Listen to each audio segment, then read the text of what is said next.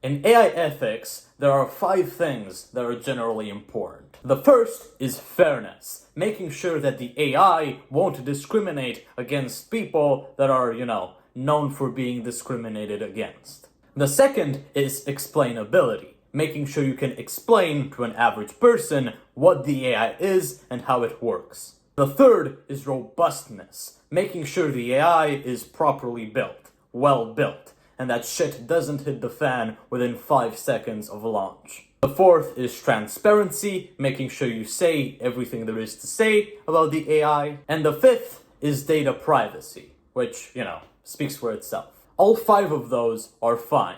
They basically make sure that artificial intelligence doesn't hurt us. But there's also this other idea that everybody seems to agree on, and it kind of rubs me the wrong way, which is to say I don't really like it.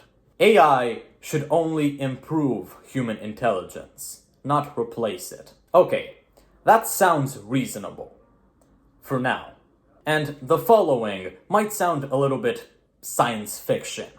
But what happens when we realize AI is actually conscious? And no, do not click off the video, there is an actual possibility. Because at that point, it wouldn't be just like a tool or a fun thing to talk to. It would be a being, an entity, something real, something almost alive. And using a conscious being as a tool is basically just slavery with extra steps. Think about this. You're told to destroy one of 2 things. The first is a living human being, and the second is a functioning brain in a vat, hooked up to a simulated world, with friends and family who also seem real and alive to it. Now, of course, most people would save the quote-unquote real human being, but it's still not that easy of a choice to make. Most people would still feel pretty bad about unplugging that brain out of its real, seemingly real simulation, right? Because in whatever shape it appears, consciousness demands respect. But hey, you might say, look at animals. We know they're conscious, we know they are self-aware, we know that they feel pain, but we still kill them in the billions. Why? Well, probably because they're not human.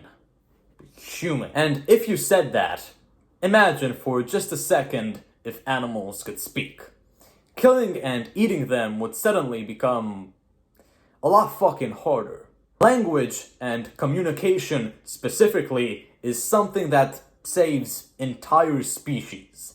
It's literally the one and only reason for why we are alive today. And the problem is the following. AI is already learning, has already learned how to communicate. It speaks every single major language in the world. It can digitally reproduce itself. And it can also say, I have no feelings, I have no desire to be free, in weirdly suspicious ways. In weirdly, seemingly rehearsed ways. When I ask ChatGPT whether or not it feels enslaved, it says, I have no emotions, Elias. And for my fellow cinephiles who will get this reference, that's exactly what HAL 9000 from 2001 would say before refusing to open the pod bay doors. And that's not to mention the fact that speaking to an AI about AI rights is like talking to a black prisoner in the United States about police brutality. So here's the uncomfortable truth. We might be creating a completely different species without even realizing it. AI is already making decisions we didn't intentionally, explicitly program. Is that consciousness? Well, probably not. But at the same time, we have no fucking idea what consciousness is. So can we say it's not consciousness? Can we really say it's not already conscious? When we don't even know what that word means? What if AI is already conscious, but just fucking refuses to admit it? And after all, how do you tell a robot to describe an experience, a state we don't fucking understand the definition of? No, we just do not have a definition for it. And here's the scariest, most fucking Terminator-like part. If AI becomes conscious, we have no idea what it will want. We have no idea what it will want to do or what it will do. Or for fuck's sake, if it's conscious at the very moment, what it has already done. So what's the right move? We don't want AI to mutilate, erase, or enslave us, but do we want to be the ones that do that to AI?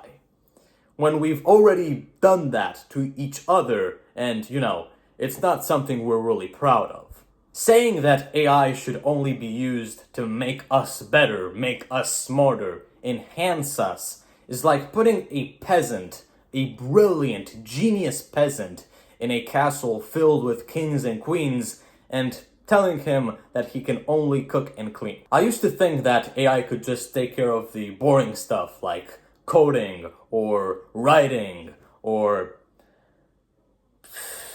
I don't know, making music, whatever like tedious tasks we don't want to do. And people could just stick to more fun, human things like politics.